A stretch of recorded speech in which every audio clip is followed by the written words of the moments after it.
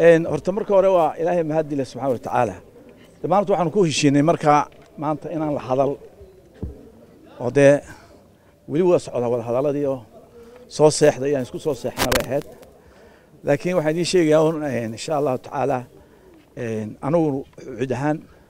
صدق اسمك مادين أنا كبر ما يسمعون كهني كبر ما يسمعون كهني كبر ما يسمع لبده قلوين الديدين هذا هو اللي اسكو صار نقضي waxaan u sheegnay compromise cid inaga ogolaato win position ayaan og taageernaa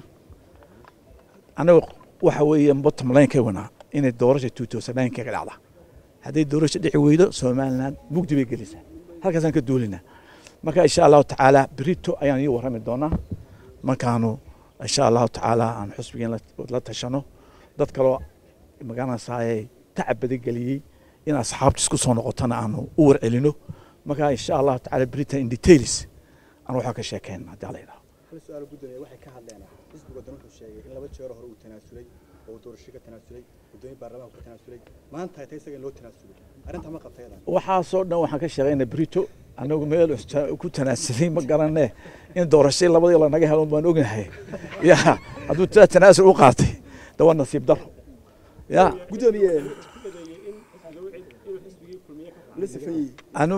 أنا وقف حسب رأيي وحلي موقف ليه ما